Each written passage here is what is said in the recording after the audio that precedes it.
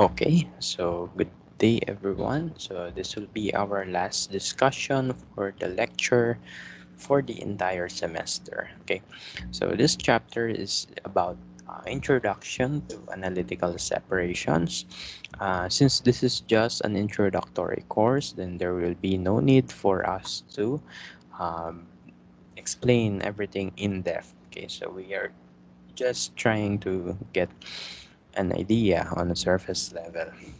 Okay. However, we will still know the conditions necessary to carry out these analytical separations. Okay, and the following equations that we will use later on. Okay, so we need all those stuff as part of our introductory course for this topic. Okay. So when we say analytical separations, what we are pertaining to is that we are trying to separate our analytes from the other ions. Okay. So remember, we defined matrix as the mixture of all the components of the solution, including the analyte and the other ions unnecessary in our analysis. Okay. So you can separate your ions or molecules depending on their physical and chemical properties. Okay.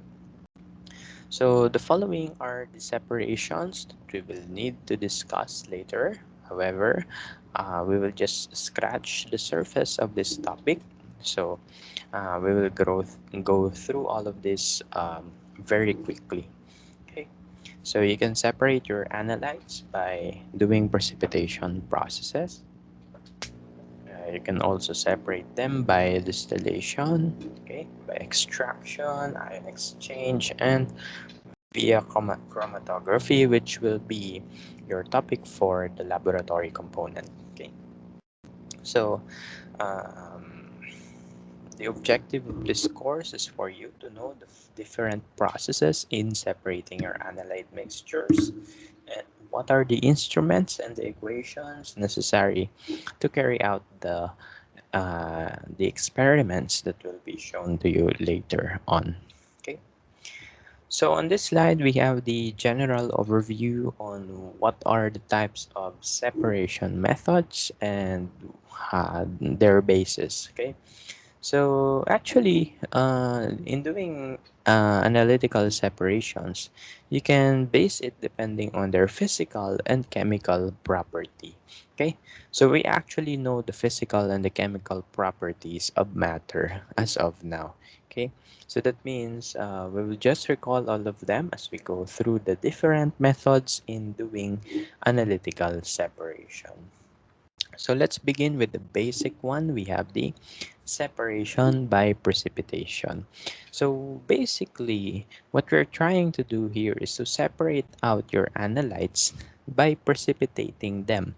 Okay, so that means you should know your solubility rules and you should know your solubility product equations. Okay, so given those knowledge that you learned earlier this semester, then you can actually do separations by precipitation method. You should by the way, you should take note of the pH at which your precipitates can be formed. That can be calculated using equilibrium. Okay, using the solubility product, you can calculate the correct pH when the precipitate will form. You should also know the effect of the presence of other ions by given by the Bayukel equation. Okay, and then yeah, you should know the solubility rules. Okay, so in the following slides, there will be some examples of our ions that will precipitate in different reagent solutions. Okay. So in this slide, we have the pH-based control of precipitation method. So, for example, we have your we have your reagents here. These reagents may react with these ions to form the precipitates, and they will not form precipitates with any other ions, such as this. Okay. So let's have some review. Okay, so we remember that, for example, hydroxides. Okay, So we remember that hydroxides are generally insoluble in the presence of other metals than group 1 and barium. Okay, I mean, yeah, sorry, beryllium. Okay, so generally our hydroxides are um, insoluble in the presence of transition metals, for example. So look at this table. We have transition metals here. Okay, so we have iron, chromium, um, and then we have other metals such as tungsten, nihonium. Okay, so all these other metals, other than the group 1 metals, may form precipitate with basic solutions. Okay, so basically what will happen is that the OH produced by these basic reagents will be used to precipitate out the following metals. Okay, so basically all of these are given in the solubility rules, so no need to remember. Okay, so next example would be this based on the solubility of sulfide. Okay, so this is just an example. So if you want to precipitate your sulfide, then you can look at your solubility table and you will find that these elements may precipitate sulfide. However, there are certain conditions that needs to be met. Okay, so for example, if you want to precipitate your sulfide in the presence of zinc ions, then you have to either have a buffer solution of 6 or have a buffer solution at pH 9. So only in those two conditions the yield will be higher, okay? Or there will be an optimum separation of your sulfide ion from the other ions present in your sample. Okay, so basically in doing separation by precipitation, what you need to know is that you can precipitate out your ions based on their solubility rules. All you have to know is just you can use equilibrium, especially the solubility product, to calculate for the pH necessary to precipitate out your ions. Okay. So the next type of separation other than precipitation is by distillation. Okay. So what we know about distillation is that this is a method of separating your molecules depending on their volatility or boiling points. Okay. So there are molecules that will easily separate out from the solution in the presence of a few amount of heat.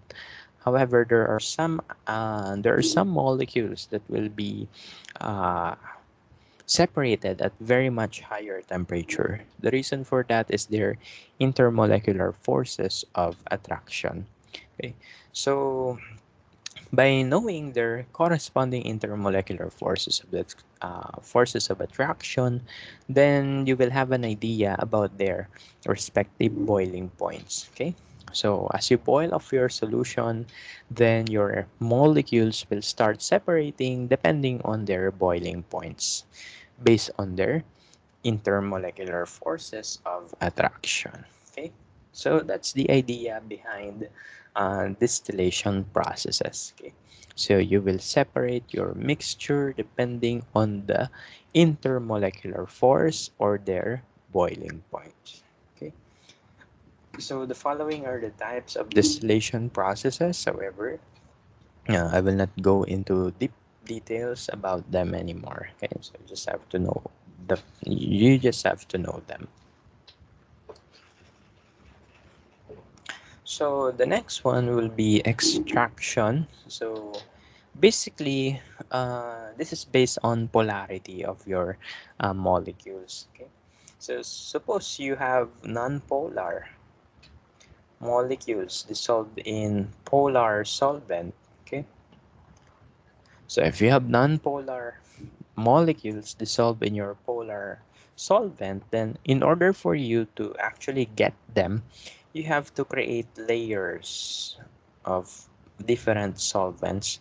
One is polar, the other is non-polar. Okay, so as you add non-polar layer on top of the polar surface, then these molecules may go to the other side. Okay, they may go to the other layer, and that's extraction processes.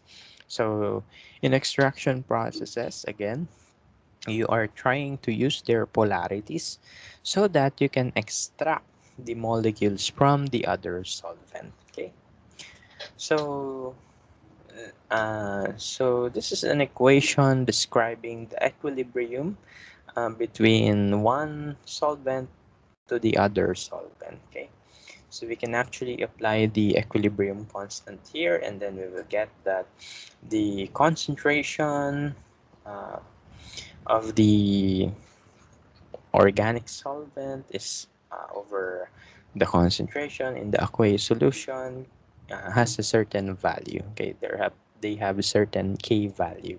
Okay, so depending on the K value, then you can actually determine the efficiency of your extraction. Okay, so by doing some mathematical equations here, which I will not show anymore, this can be written as this. Okay, so this equation will give us an idea on how efficient our extraction is. Okay, so this is an equation that will give us an idea how efficient our extraction process. Okay, so AI here is the remaining concentration of our uh, solute, okay, of our analyte in the original layer, and A0 or A naught is the concentration originally in the original solvent. Okay, and then we have here the V of the aqueous solvent, and then we have the V or the volume of the organic solvent, and then we have the K, which is the equilibrium constant for the balance between the transfer of our solvents from one polar molecule to the other non-polar solvent. Okay, so basically this equation will give us an idea how efficient our extraction is. Okay, so take note of the meaning of each terms here. Okay, so let's try to apply this and see uh, how certain methods in doing separation by extraction are better than the others. Okay, so let's have an example here. So suppose we have a solution. Let's let me read this. Okay, so suppose we have a solute which is a partition coefficient of 3. So when you say partition coefficient of 3, what we are referring to is the K. Okay? So that is the equilibrium constant. That is called the partition coefficient in this topic. Okay, between toluene and water. So toluene is our organic solvent, and the water is our aqueous solvent. Okay. Okay. So anyway, solute A has a partition coefficient of 3 between toluene and water, with 3 times or as much in toluene phase. Okay. So basically, the first sentence gives us an idea that K is equal to 3. Okay. So the next sentence says, suppose that we have 100 ml of 0.01 molar aqueous solution of A are extracted with toluene. So basically, uh, you have some molecules dissolved in water, but you want to extract them using toluene. Okay, so the question is, what fractions of A will remain in this solution, original solution, if we were to do extraction with 500 ml only once, or we do 5 extractions with 100 ml volume each. Okay, so to make things clearer, okay, so let us assign the variables for each numbers stated in the problem. Okay, so when we say partition coefficient, this just refers to our K value, the equilibrium constant value. Okay, so else. So we have here the volume of our aqueous solvent, which is 100 ml. So take note that water is an aqueous solvent. So the concentration is given as 0.01 molar. So this is the concentration original, 0.01 molar. Okay. Of solution of A extracted with toluene. So toluene will be our organic solvent. Okay.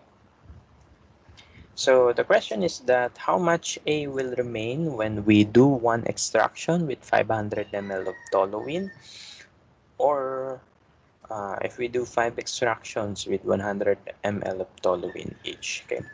So as you can see, the total volume are the same. For the first extraction, it will have 500 ml volume, and for the other extraction, you will have 5 extractions with 100 ml volume each. So basically, that adds up to 500.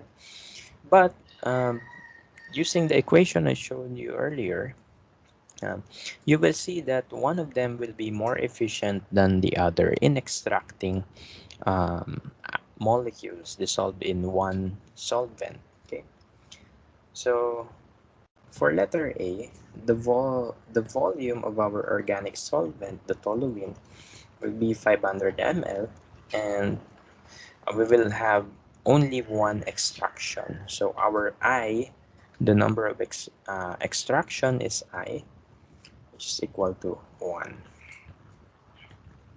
Okay. For the second process, we will have 5 extractions. Okay. And the volume of our organic solvent is 100 ml. So these are the information we need, okay, to actually get an idea on which of the two processes will be much more efficient. Is it using the 500 ml all at once, or using 100 ml for 5 times? Okay, so let's use the equation I showed you earlier. Um, Let me go back to the previous slide so I can copy them. So we have here, okay, so the answers are written. However, we have to know how that was obtained.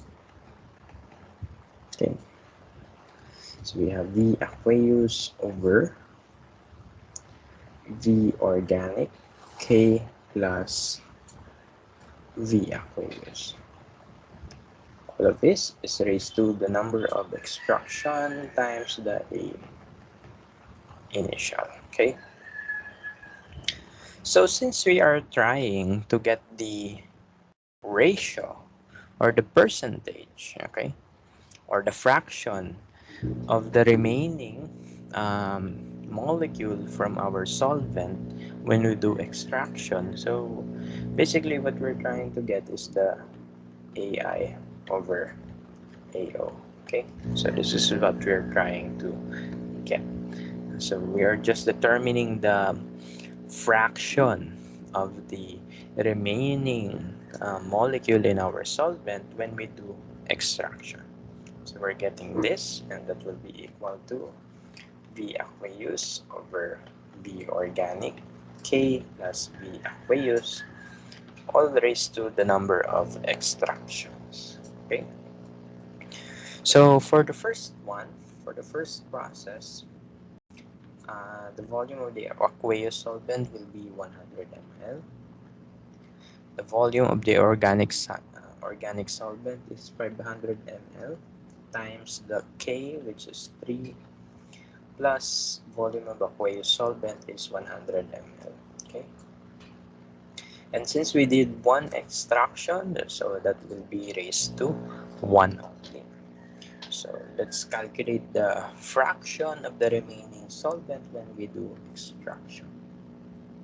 So that will be 100 times 3 plus 100. So that will be 0.0625, or in percentage that can be written as 6.25%. Okay, so this is the amount of the remaining molecule uh, in the original solvent when we did the first extraction method. Okay. However, if we do the second process, in which you will use 100 ml of the organic solvent in 5 consecutive times, okay, so let's try to determine how much will be left in our original solvent. Okay. So we still have 100 ml as the volume of our aqueous solvent, and the volume of the organic solvent will be 100 ml for each trial times the K plus 100. And then since we did 5 extractions, so this will be raised to 5. Okay. So let me calculate for the fraction of the remaining molecule in our aqueous phase. So it will be 100 times 3 plus 100 raised to 5. It will be raised to 5. So that will give us 9.77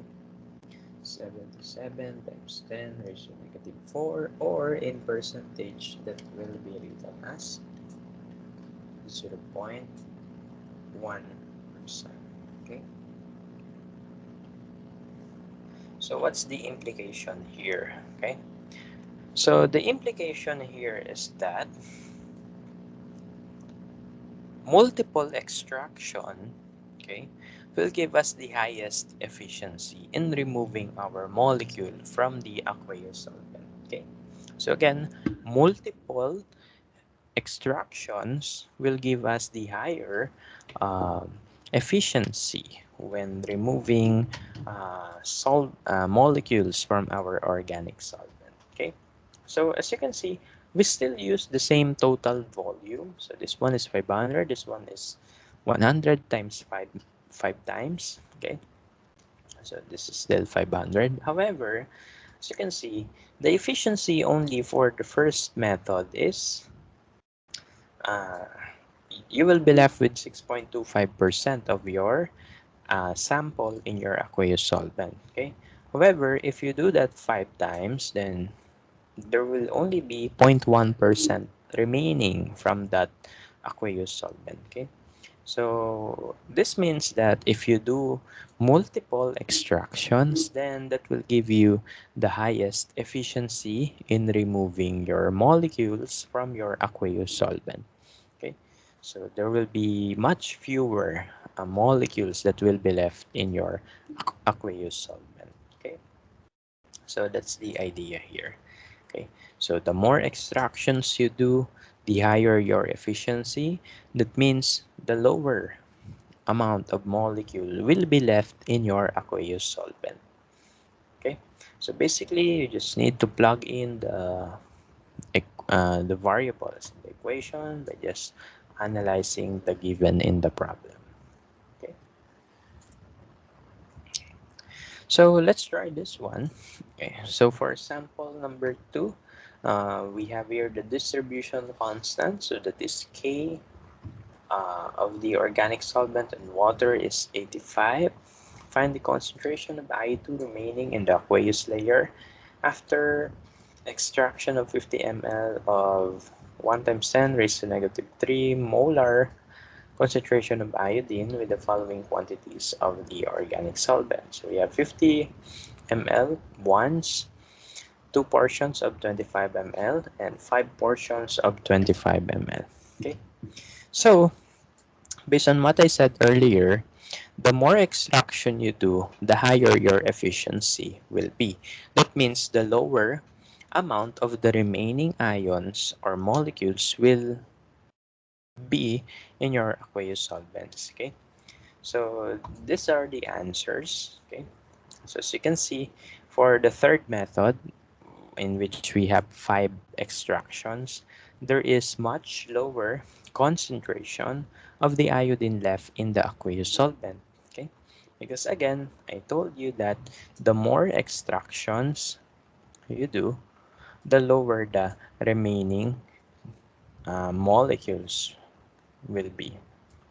Okay, so there will be much lower amount of molecules remaining. Okay, So I want you to practice working on this.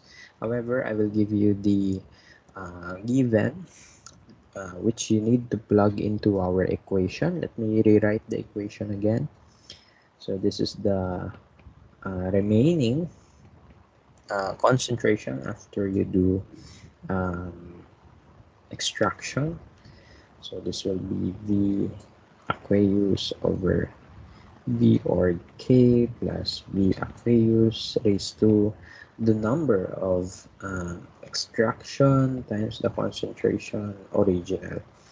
Since the original concentration was given, then you have to multiply it with this term, then you will get the remaining concentration, which are the following. Okay, so this, and that.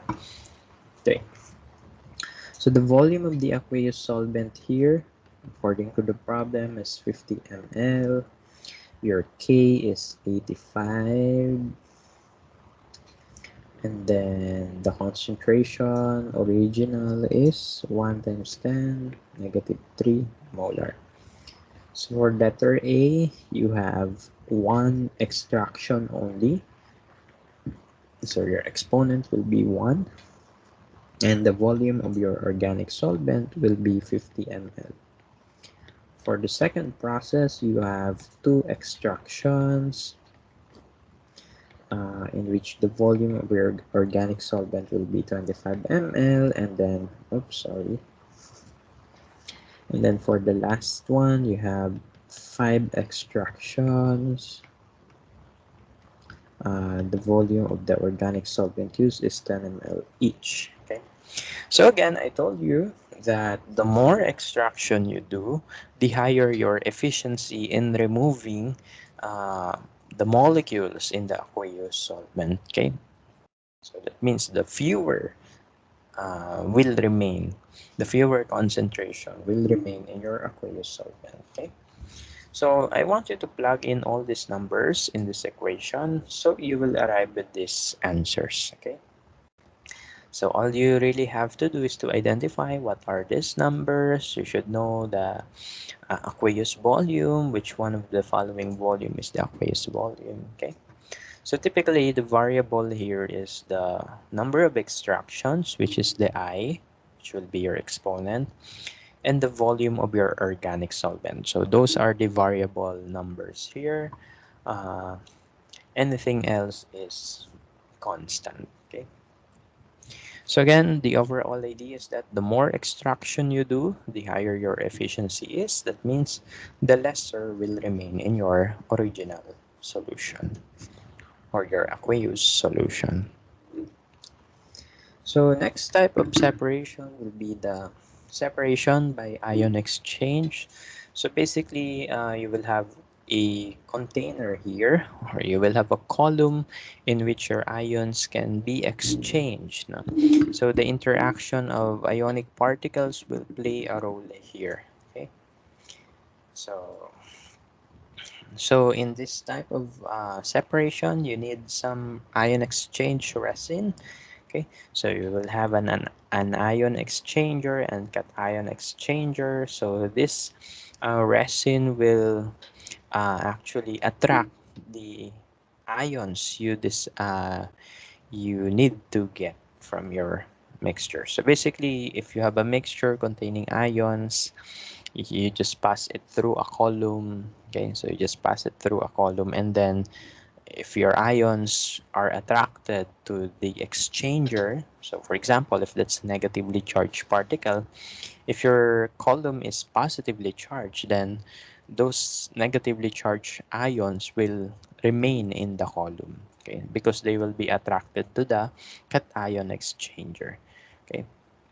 However, for example, if you have a positive charge ion you want to get from your solution, then you need to use an ion exchanger. So that is the negative charge in the column. So when you pass through your liquid into the column, those positive ions that you want to get will be attracted to the anion exchanger. Okay, so that's the overall idea. Okay. So if you want to get positively charged ions, you need an ion exchanger. if you want to get negatively charged ions, you need cation exchanger. Okay, so that's the general idea behind ion exchange. Okay, so there will be interaction between the charges of our desired species with our resin. Okay, so yeah, so I'll skip with the other details here, which are not really necessary for now. Okay. So again, the idea in ion exchange is that if you want to get positively charged ions, you need a negatively charged resin or an anion exchanger. However, if you want to get the negatively charged ions from your solution, then you need a positively charged resin, which is also called the cation exchanger. Okay. Okay, so we'll skip through some of these details. Okay, so for the last part, we will have this, the chromatographic separation. So basically, when we say chromatography, okay, what will happen here is that you have a mixture of your solution. You will pass it through a column, okay, in which they will separate depending on their polarities, okay. So you will pass through a solution down the column, and depending on their polarities, they will eventually spread out, okay. So this is based on the migration rates or the uh, speed of the separation of your ions depending on the polarity of your desired molecules. Okay. So there are two types of chromatography. We have the column and the planar. The most common one is the column chromatography in chemistry. Okay. So to give you an idea, for example, we have here the column. So this is a column um, which contains the stationary phase. Okay. So usually the stationary phase is just um, silicon dioxide. Yeah. So you have your stationary phase here, and then you have your liquid sample. You pass it through the column, and then your ions, I mean your molecules, will interact with the polarity of the stationary phase. Okay. So because they will have different interactions with the stationary phase, then as they go down the column, they will start to separate out. Okay. So the more attracted your molecules to the stationary phase, the slower they will elute. Okay. So the slower they will come out. Okay. However, if they don't have high affinity to your stationary phase, then they will be the ones who will um, pass through quickly. Okay.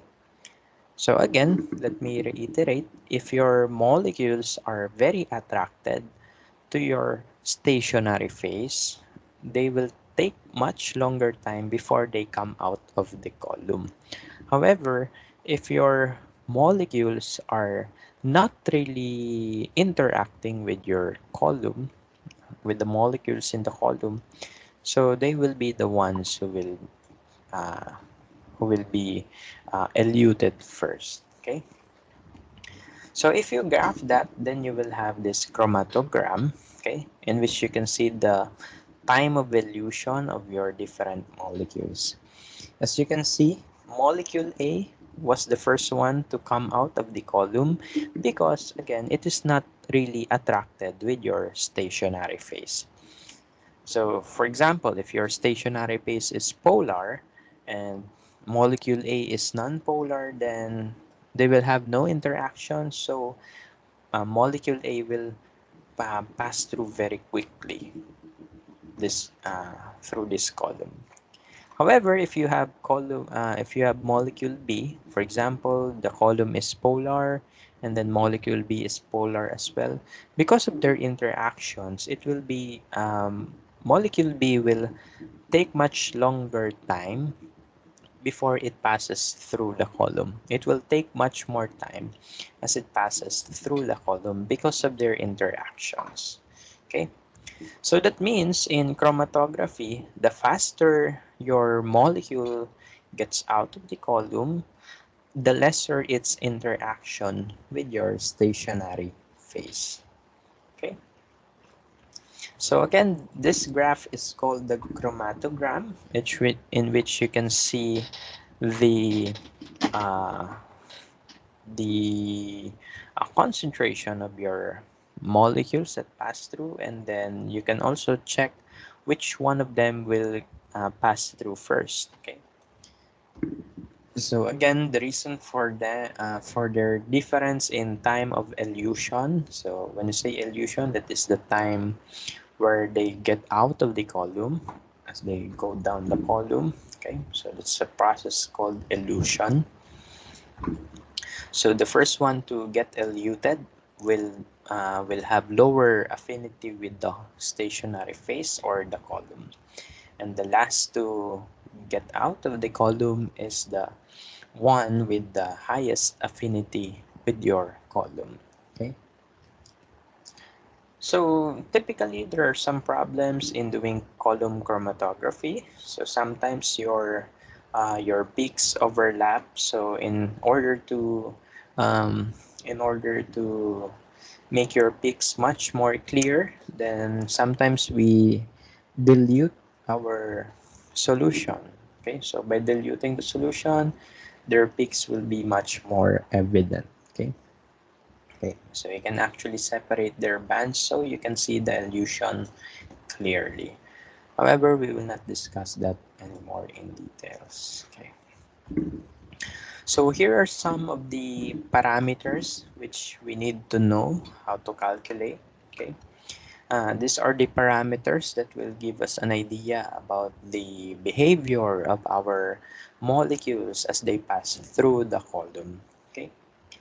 So there is a distribution constant. So basically, that is the equilibrium as our molecules passes through the stationary phase and the mobile phase. The mobile phase is actually your solvent. Okay.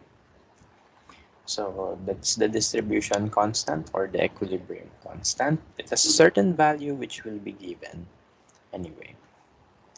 The retention time tells us how long it took for your molecule to pass through the column. So again, retention time tells us how long it took your molecule to pass through the column. Okay, so the higher your retention time, that means your molecule is interacting with the column. Okay. However, um, the lower your retention time, that means your molecules are not really interacting with the column. Okay. So generally, when you do chromatography, the first one to elute, okay, so the first one to come out of the column will be your mobile phase or your solvent. Okay. So imagine it as pouring water down the tube. Okay. So the first one that will come out is obviously the water itself. Okay. So the first peak that you will observe here is the peak for the mobile phase. Okay. And then the next peak will be your molecules of interest. Okay.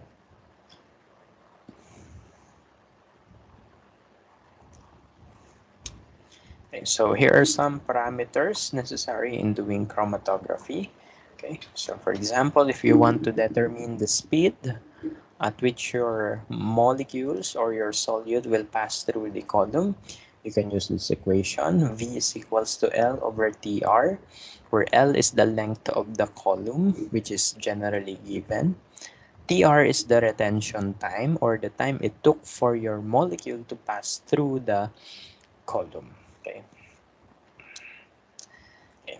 So the next parameter will be the average linear velocity. So it has the same equation. However, instead of using the retention time, we will use the time for the mobile phase to pass through the column. Okay.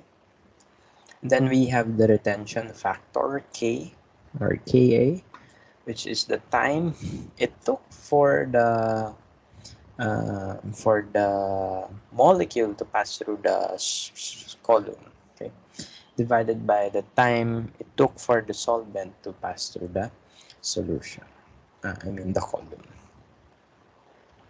So later on we will use this equation. Okay.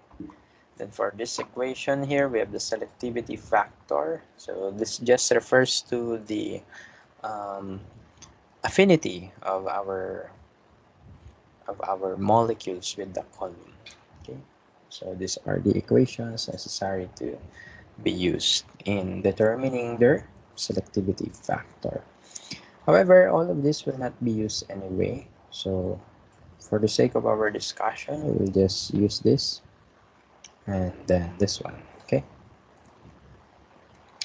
So let's try to solve for this problem. So suppose we have a mixture of benzene, toluene, and methane, okay, injected into a gas chromatograph.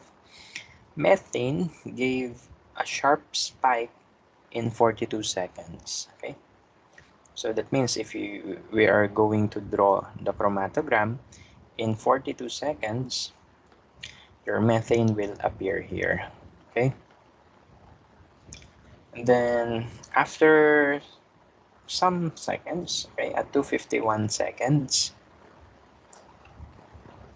then your benzene starts to appear in the chromatograph. Okay, so there will be a peak for benzene. Okay, and then later on at 333 seconds, your toluene passes through the column completely. Okay, so given all this information about the time they pass through the column, so let us solve for the retention time and the retention factor. Okay, so we are asked to determine the retention time and the retention factor. Okay, so again, as I told you earlier, the first molecule to pass through the solution is our mobile phase. Okay, so that is our TM, the mobile phase. So that means this is not the molecule of interest. Rather, this is just the molecule that carries all other molecules. Okay? So this is the mobile phase. This is the car in which all these other molecules are riding through. Okay? So this will be the mobile phase. This is not your interest, rather all these other things here. Okay? So to solve for the retention time, so again, the equation for retention time is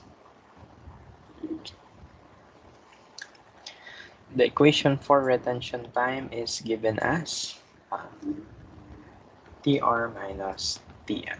Okay, so this is your adjusted retention time.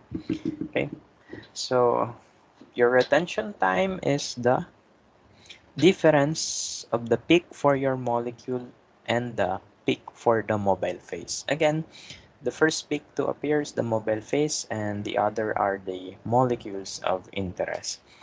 So all you have to do is to subtract the time difference between them and then you will get your retention time. Okay. So for benzene, okay, so the retention time for benzene is 251 seconds minus 42 seconds, which is 209 seconds. For toluene, the retention time is 333 seconds minus 42 seconds, which is 291 seconds. So that is just their retention time. Okay, so those are the retention time. How about the retention factor? Okay, so earlier I showed you the equation for the retention factor, and that's given as Ka equals Tr minus Tm over Tm. Okay. So that was actually in the previous slide. Okay. So this is the retention factor. So that's the time it took for your desired molecule to pass through the column minus the time it took for the mobile phase to pass through, divided by the time it took for the mobile phase to pass through. Okay. So applying this equation here, okay. So to solve for the retention factor for benzene, so all you have to do is to subtract TR, which is 251. The TM for the mobile phase is 42 divided by 42. So you will get 5.0. So that's the retention factor for benzene. Okay. So for toluene,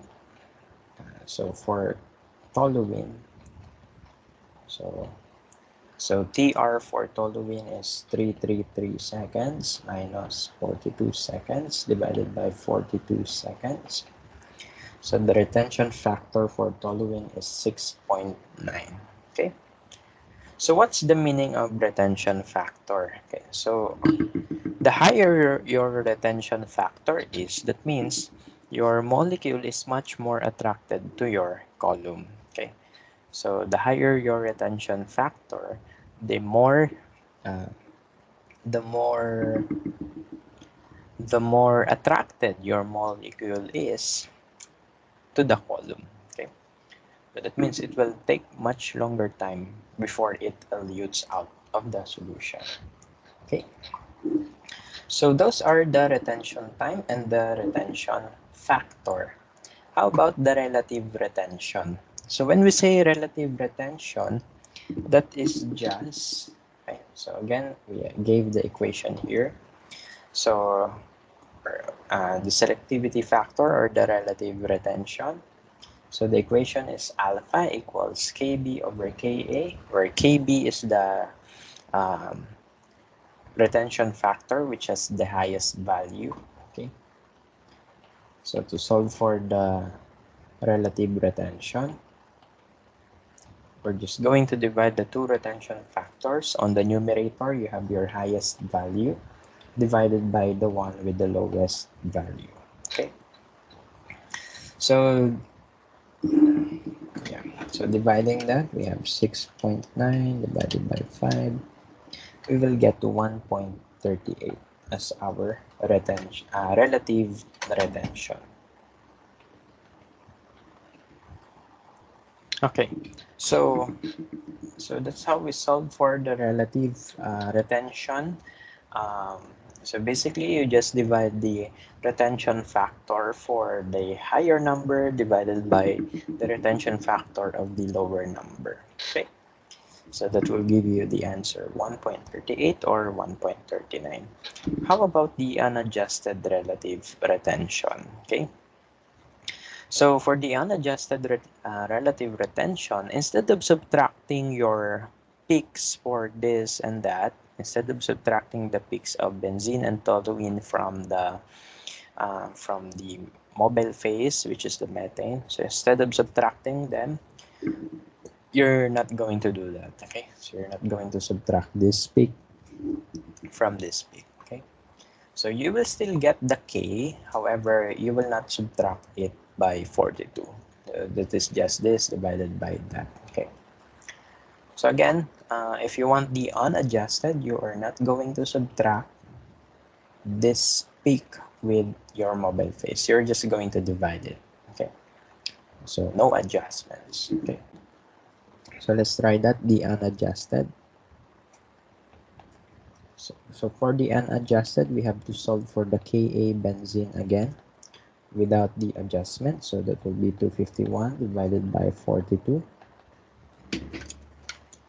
So 251 divided by 42 is 5.98. And the Ka for the toluene is 333 seconds divided by 42. Again, we are not subtracting 42 this time because this one is the unadjusted. So dividing that, we will get 7.93. Okay.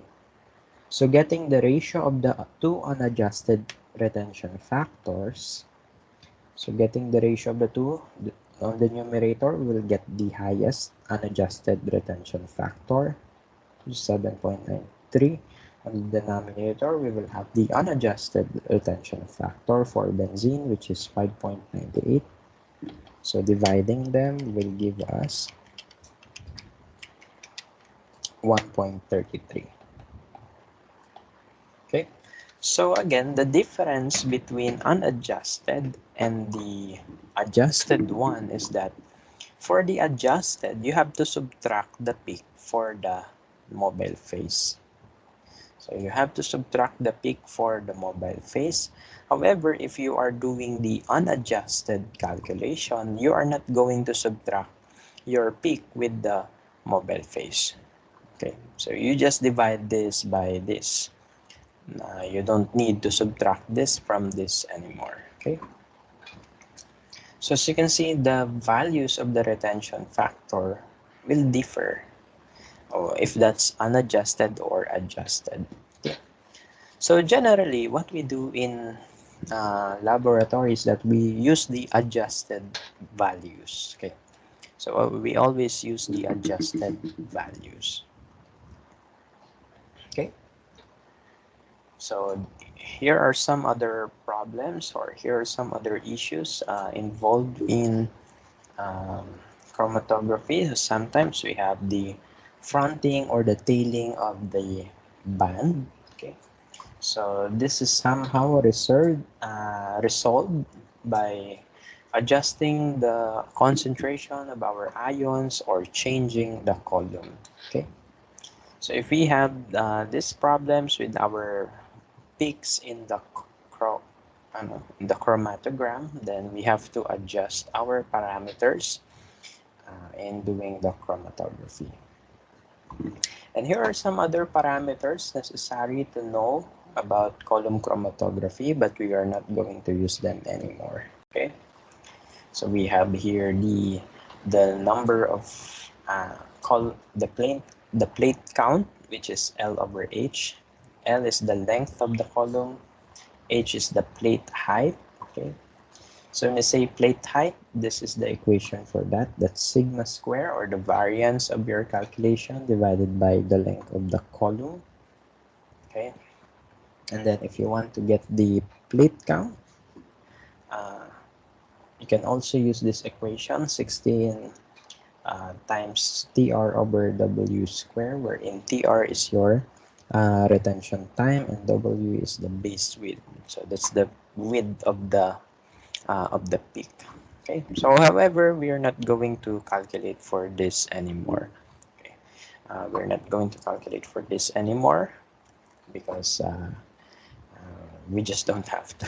Okay, so yeah, what I want you to do is to know how to solve for the TR and for the K and for the alpha. Okay, the adjusted and the unadjusted ones. Okay. So these are other parameters that will be helpful in determining whether our column is efficient or not. Okay. So this is what I am pertaining to when I said the base of the peak. Okay. So that is the length of the peak. Okay. So this one is can be actually obtained in the program of the chromatography instrument. Okay. So yeah. You don't really have to calculate for this manually. Instead, you have to just select these points in the computer, and then you will get your plate number. Okay. Okay. So here are some of the variables that lead to band broadening. So when I say band broadening, the base of the peak gets bigger. Okay, so that is not really desired. Okay. So if you want your base to be much smaller, then you really have to change this following parameters, which is basically something to do with your column, okay, or the speed of your injection of liquids down down the column. Okay. So on this slide, we have the variables affecting column efficiency. Okay. So depending on the flow rate, okay, so when you say flow rate, that is the speed which you introduce your sample down the column. Okay. So there is an optimum speed for your mobile phase to pass through the column. Okay. And it can be determined by knowing the plate height. Okay. So by getting the lowest plate height, you have your highest efficiency for the column. And the equation in solving for plate height is this one. Okay. So anyway, we will not do all those stuff, but just please take note of the terms here that uh, if you have lower plate height, then your column efficiency will increase. Okay, so take note of that. Okay,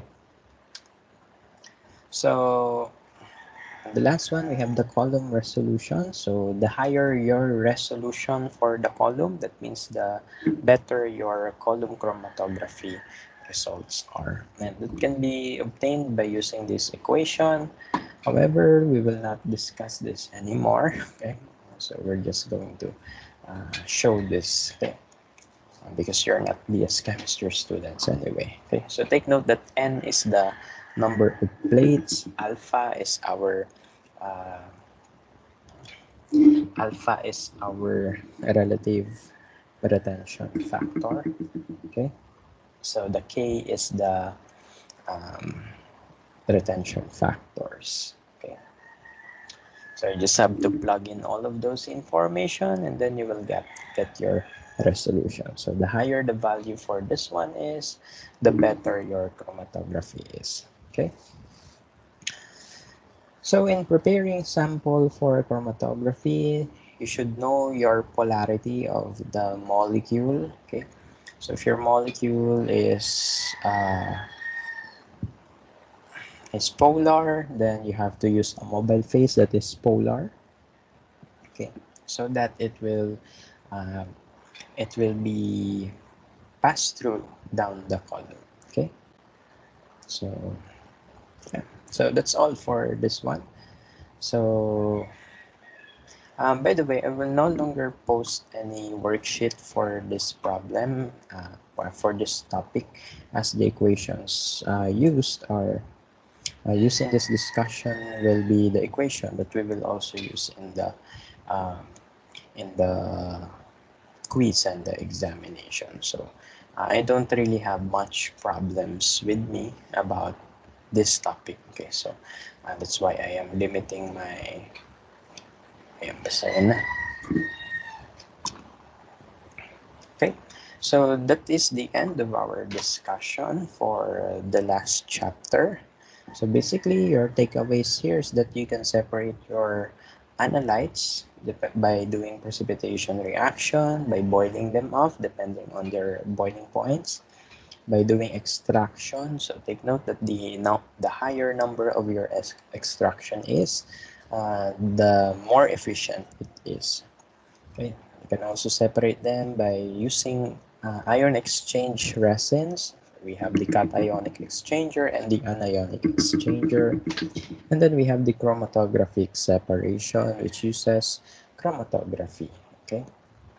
So in the chromatography separation, please take note that you need to know how to calculate for the retention time, retention factor, and relative retention, whether that's adjusted or unadjusted. Okay, so with all those in mind, we're done for the semester. Okay, so please rewatch the video if things are quite blurry. Okay, which is common. Okay. But yeah, so that's it. No? So I'll see you again maybe sometime. So that's the end of our session. Thank you for attending our synchronous discussion.